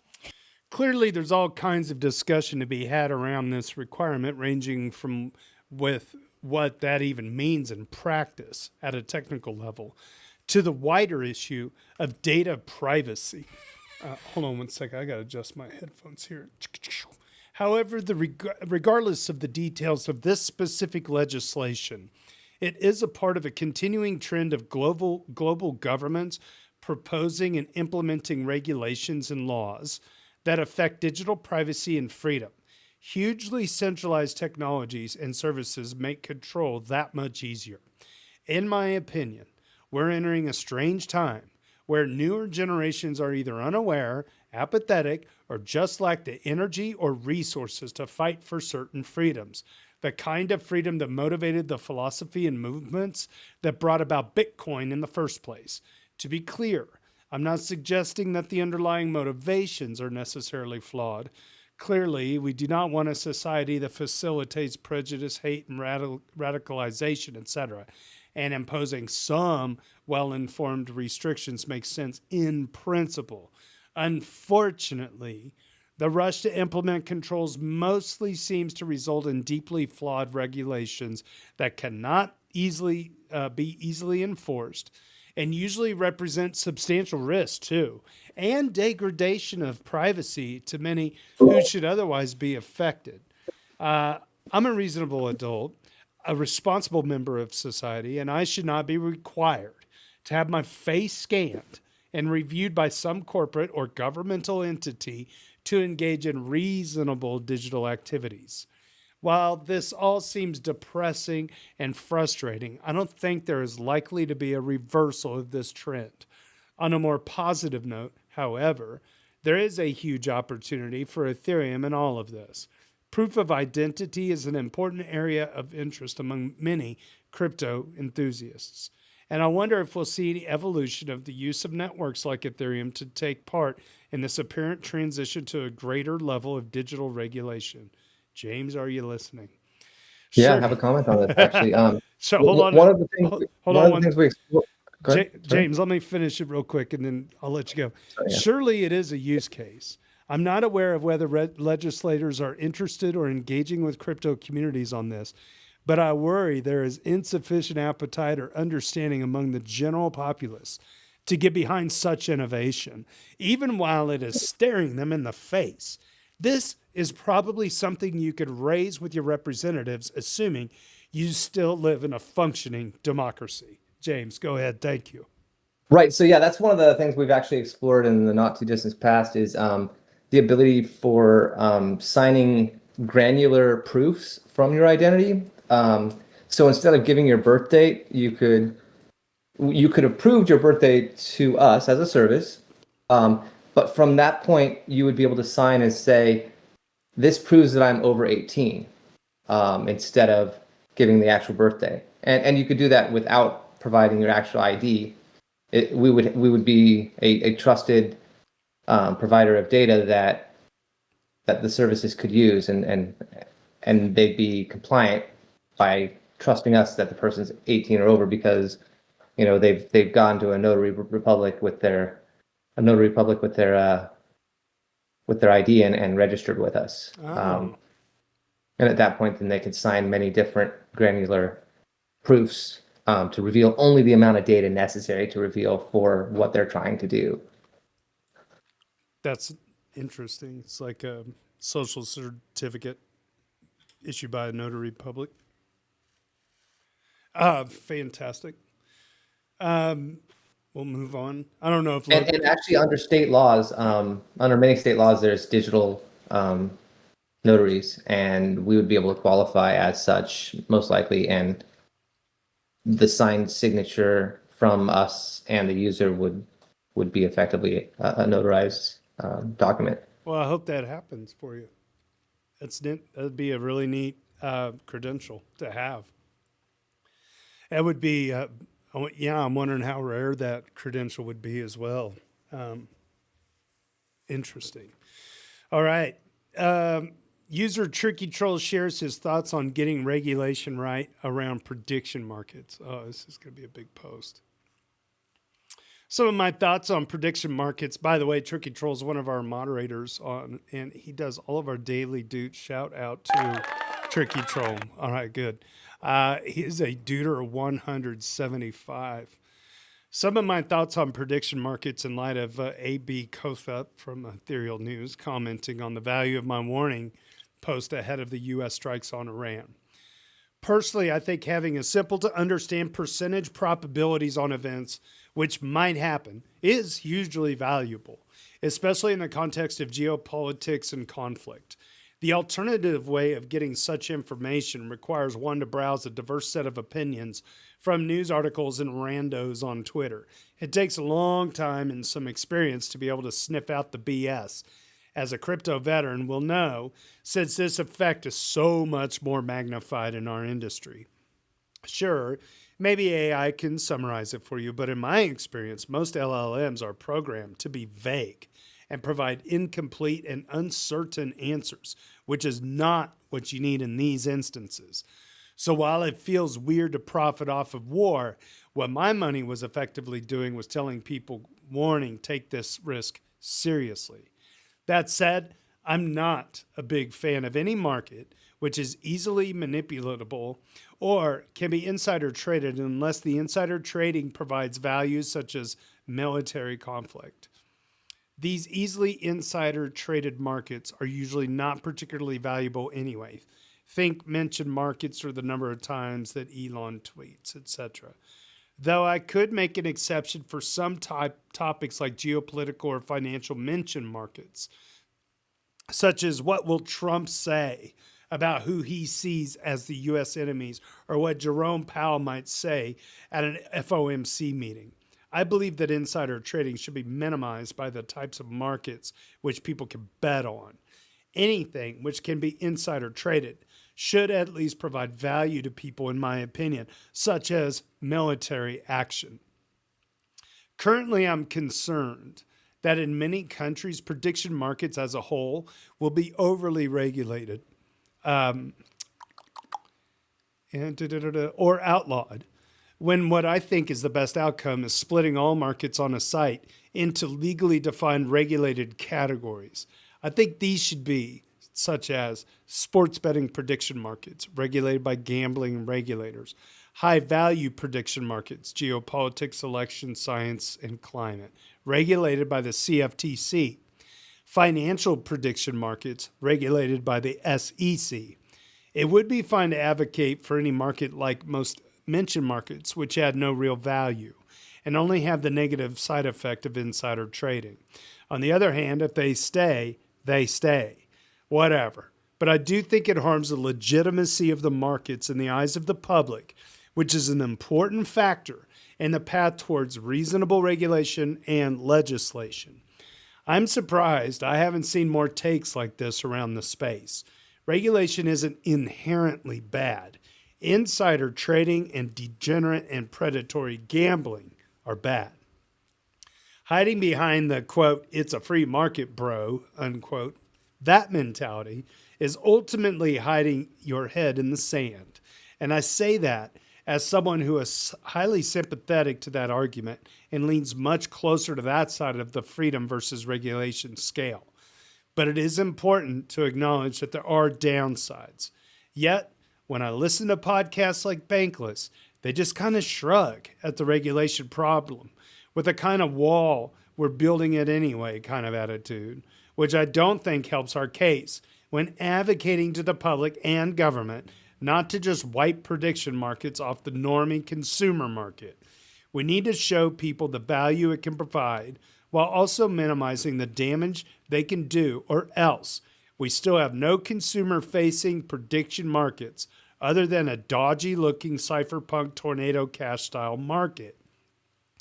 Speaking of which, I take no issue with a cypherpunk-esque unregulated decentralized prediction market. Such a market would likely be smaller, less liquid, and outside of the sphere of most people compared to semi-centralized alternatives. It's always good when we can strike a balance between providing options to the financially oppressed without bringing a shady, unregulated market to the masses. It's a bit like having cash in society. Most people don't use it, but the value it provides to people who need it is almost irreplaceable. Nice post. Good. Yep, good one. I'm actually working on a sports betting documentary right now, and we were on the University of Kansas campus talking to students, and one of the students is into sports betting, and they were talking about how like it's just $5 here and $5 there, but they've become really good at betting on ping pong tournaments, even like over in Asia or South America, not even normie, United States centered sports things. And really the crux of the whole documentary is about just the crushing amount of money that online prediction market sports gambling is making right now, and the amount of college student loan money that's funneling into that industry. I don't have any numbers in front of me. It's not my job to talk about the numbers, but I'm pretty sure it didn't go down when Kansas authorized online sports gambling amongst kids, ages 18 to 25. It's pretty impactful. There's kids that are losing their college education because they're betting all of their student loan money away, and then they're forced to leave school because it's the mental hooks and the algorithms and the way that they can keep you going. One of the professors that we now I'm kind of getting into the social commentary on something that's somewhat related but very tangential to the core of this conversation. I just want to say there is a professor that we interviewed who is a professional sports gambler. Last year, he placed a total of $2.8 million worth of bets. And he's using different pieces of software that he's developed. And he said, I'm a professional. I make a profit, but I make about 1 to 3% annually. And that's my target margin, right?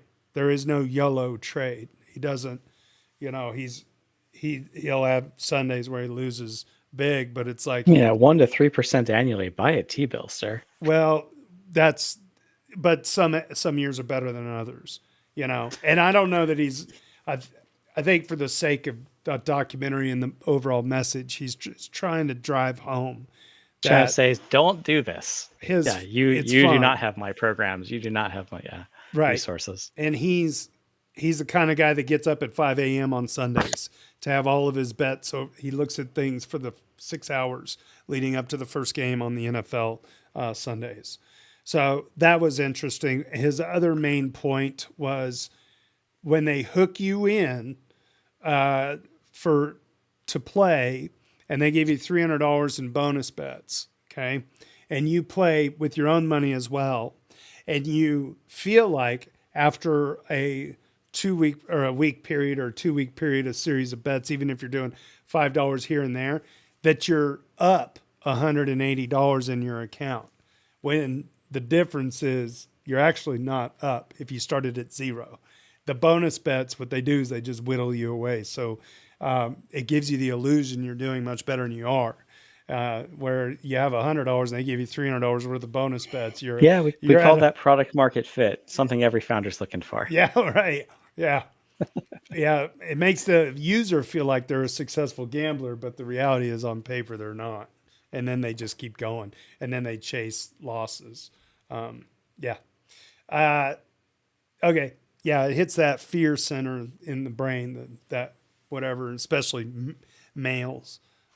I think we're, as Tricky said, we're rather powerless to stop people making decentralized financial arrangements pretty much of any type with each other. Yeah. Right? Like, of course, a prediction market can exist. Of course, an assassin market can exist. I cannot stop that, right? But whether it's allowed in the US to be pushed as suddenly, because we changed the form factor a little bit, it's not gambling, right? Knowing the problems that gambling addiction has in society. Every society is kind of free to decide the balance of freedoms that they want to have. The US, for whatever reason, very much values its guns, right? Most countries in the world do not share the zeal that Americans have for that particular freedom. So every society can kind of decide, do they want Call She be able to push their application? Do they want to make it easy to access their citizens with this particular device, right?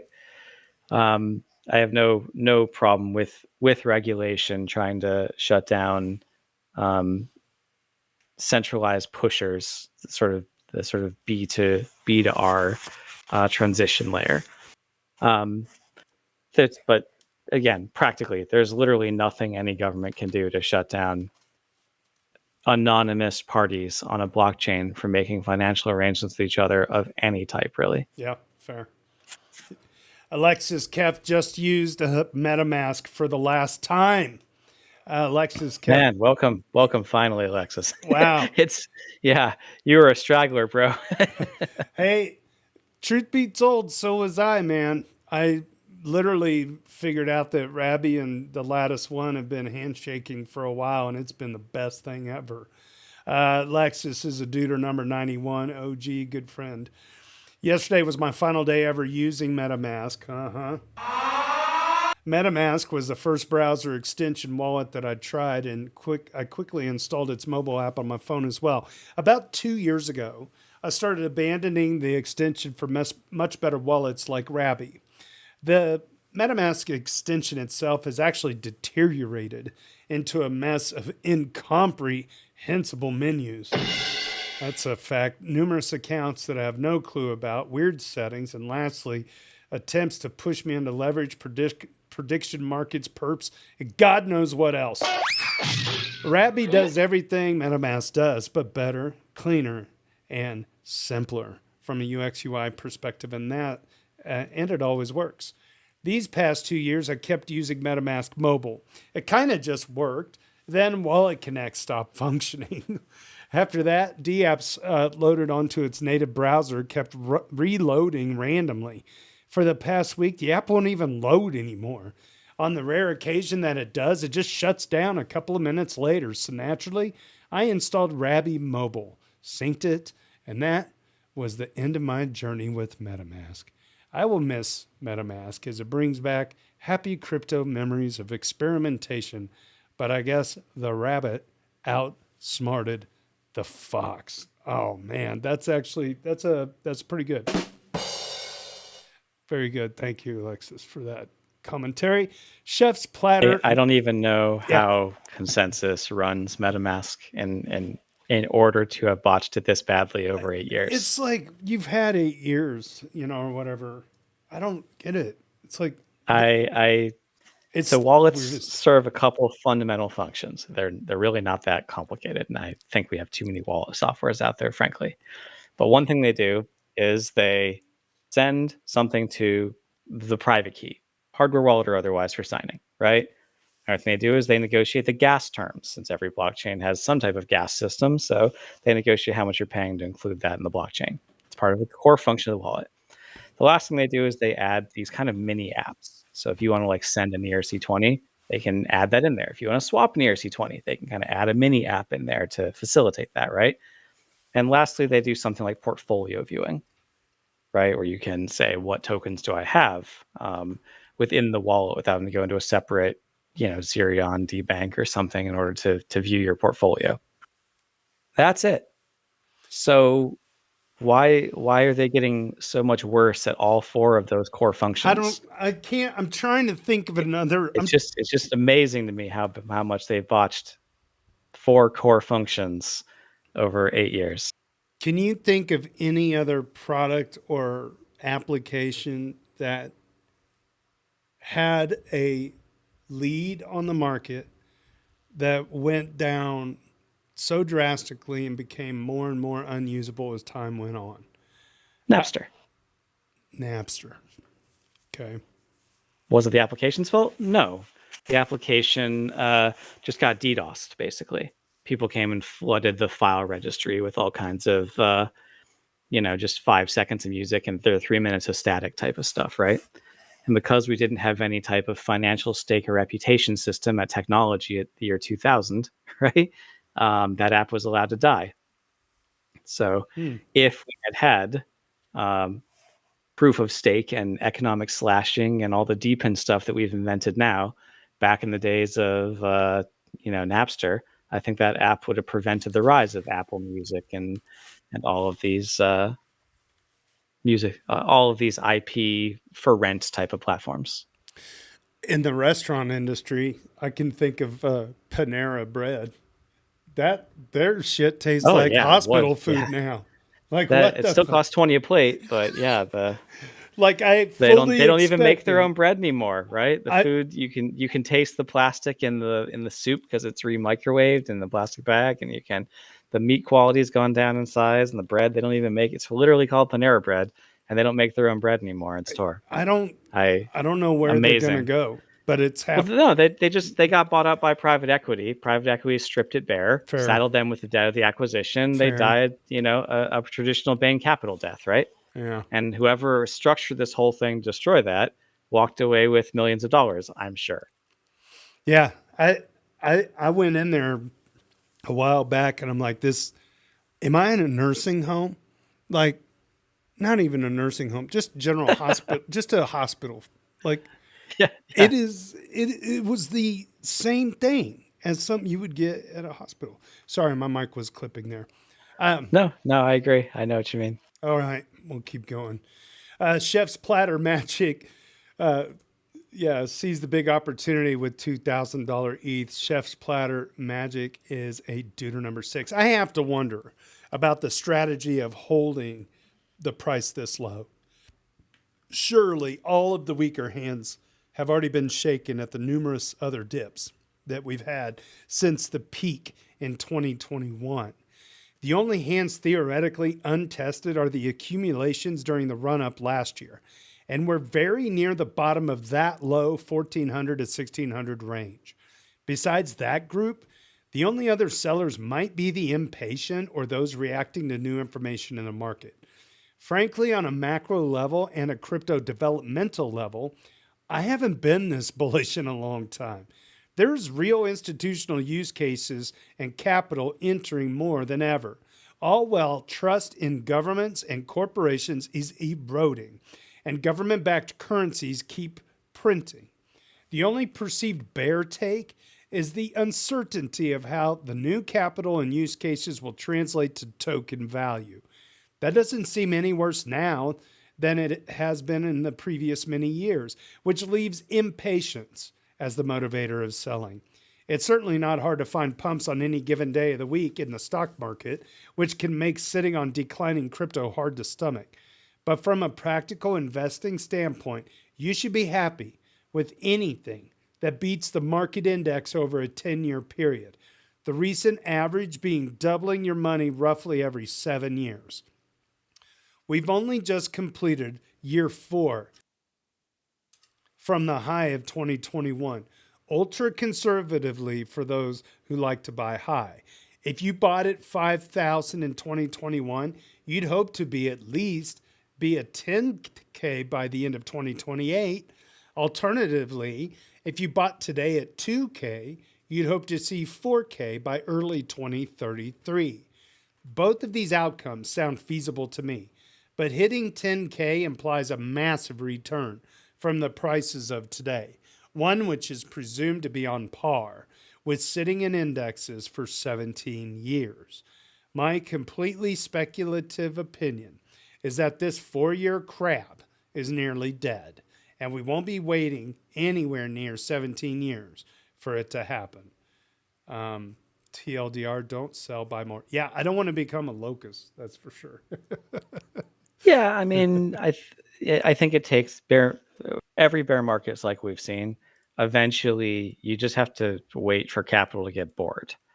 I don't know that people are getting bored when we're like bombing Iran and other things are keeping the fear alive, right? Yeah, sure. So I don't know that we have that much more sellers, which is what he's saying, sure. But I don't know that we have that much more buyers either. Right? Something we have to get that one of those use cases has to come in and really make waves. One of the could be AI, could be stable coins, could be RWAs, Clarity Act stuff, banking changes. One of those use cases Yeah, I think you're has right. to come in and get into the retail mainstream media in the same way Tom Lee was for like 6 months there, like every day on CNN or whatever, right? CNBC, talking about Ethereum, talking about whatever application. Could be agents. Like, as I said, I think there's a lot of defensive applications of AI that benefit from blockchains. But that would probably be a couple more years out, right? That could be like, okay, we're in 2029, right? And we get an AI agent bull market in crypto. Something like that could happen. The technology develops. To your point, you look at all the different sectors in the pie of Ethereum, stable coins, RWAs, all this stuff. And it's like humans, I think we just like to identify a lead racehorse. We don't understand that all of the racehorses are actually pretty freaking fast and doing well. We always want to see a clear leader. Like that's when that the clear breakout use case. But there's so many use cases there's billions of dollars tied up in them, but we don't identify the rising tide as being bullish, But that's where I think these DATs do. It's just weird how Bob and Alice ran away, but BlackRock and Tom Lee and those types have ran in, and it's like BlackRock has a little bit of BUIDL fund, but it's totally whitelisted and doesn't have a lot of transfer volume, obviously, right? So that's a fun experiment, but on their balance sheet, you don't even see it. That's right? It's in the fair. other. It's in the other pie. But It's not even called out. but they're there, you know. Yeah, they're there. And as I said, It's not nothing. Larry Fink has this vision of tokenizing all the things and putting them onto, as he said, a single ledger. Right. So did not say Ethereum by name, but you can look at where they've deployed, right? And we're just waiting to see what the next step in that is, right? So to get all the assets onto a single ledger, we need RWAs, and so we're seeing what are the legal structures of that. I was talking to Hester Pierce at ETH Denver about How is this she? type of guidance. You got to talk to her in real life, man. That's cool. Yeah, so we were just talking about different types of regulation and like what, one question she asked is what percentage, if we have clarity, what percentage do we have clarity on? Is it like 0%, 25%? I know it's a murky question, but I was like, look, there are things that are clearly securities that are on chain. Like I don't think that's disputable. Just putting something as a token doesn't make it not a security. There are things that are, I think, are clearly less securities that are on chain. Your punks, for example, your apes, those are probably not securities. Yeah. And then there's a lot of middle ground. And I'd probably put it at 25 to 30% is the clarity that we have. But you don't want 100% clarity. As in, like, if it's actually 100% clarity, there's no room for innovation. If someone is innovating, they're innovating where that gray space is. So what we need is, the freedom to innovate and protect investors to achieve her mission. And if the laws are so clear they're preventing innovation, the end result is either more convoluted systems to bypass those laws or flight of capital. So in 2020, 2021, we saw a flight of capital to FTX. Was that good for investors? In 2017, we saw flights of capital to KuCoin. Was that good for investors? To take them outside the US legal apparatus and the protections of our laws? Put it into state actors, or not state actors, but businesses that are outside of U.S. jurisdictions. Is that protecting investors? Was I protected when I didn't get airdrops as a U.S. citizen, tens of thousands of dollars that people couldn't give me because they're worried about U.S. regulations? Am I protected if they take away the interest on stablecoins and give it to the Tether market cap? Is that protecting U.S. investors? Right. So we have these examples of either harm caused by regulation or just more convoluted systems. So I was going over this case of, okay, what happens if they pass the Clarity Act and somehow they say they can't forward the interest? And it's like, okay, well, I'm a tokenomicist. Here's what I would do. Is Tether allowed to give the profit from keeping the $90 billion a year? Are they allowed to give that out as dividends? Legally, of course. So why wouldn't Coinbase or Frax be allowed to give that out to Aave as a DAO or Curve as a DAO or other DeFi platforms? And if you can give that out as dividends to those platforms can use it as buybacks in their token. Then they can emit other tokens and use those as bribes for pools and whatnot. And basically, through some convoluted, Rube Goldberg machine of yield flowing downstream, I'm going to find some way of passing that yield down to consumers because I want to promote the adoption of my stablecoin and not Tether, right? So regardless of what the banks want to have in the law, all they're going to do is make it more convoluted. Yeah. And that does not protect investors. Yeah. Right. And so the right type of regulation is something that enables and makes it clear what users are buying when they choose to hold a given asset, rather than pushing money overseas, rather than preventing innovation in the US, pushing companies and talent overseas, pushing capital overseas, or forcing more convoluted systems to bypass well-intentioned regulations. So I thought we had a healthy discussion on that, and also AI agents, and I think I'm just one voice of probably thousands in her head of people she's talked to, but I hope it was helpful. That's cool, man. I'm glad you got a chance to talk to her, and it'd be even cooler if she called you back. Yeah, well, congrats on that. That's fun. Yep. I wonder if she'd come to Kansas City for a barbecue. She deserves it. All right. Well, we'll wrap up the show here. Alexis Keff, make it a double weekly appearance, shared a great article to help us understand the EF straw map roadmap. It's an article on X, Alexis writes, and I really like it because it's written with non-technical readers in mind. The title, The Idiot's Guide to Ethereum's 2029 Straw Map.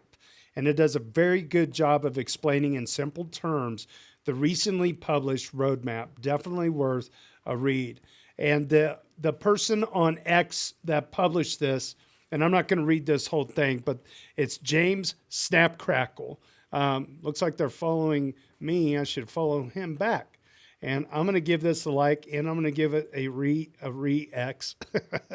James from Snapcrackle, or James Snapcrackle, is at Snapcrackle on X, head of the ecosystem at Ethereum Foundation. His tagline on his bio, making on-chain infrastructure usable for the real world founders. It's great infographics. It's a pretty good read for anybody that's interested in getting caught up on the straw map that just got published. And DeFi Dad replied, Ethereum idiot reporting for duty. Oh man, it's so great. I hate the word straw map, but I get what they're saying. It's not a bad label, but just at the first time you hear that word, You think it does not pull well in an uninformed audience, you know? Yeah.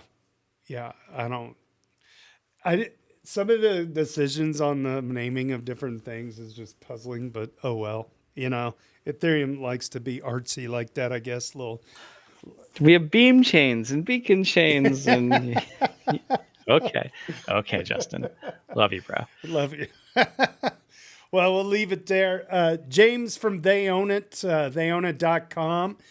You can try it out now. If you are server admin for Discord, you can bring the bot online and get role verification through NFTs and all kinds of stuff. James, thanks again for hanging out. It's not available to do that. You can request access, and we'll help you set it up if. Gotcha.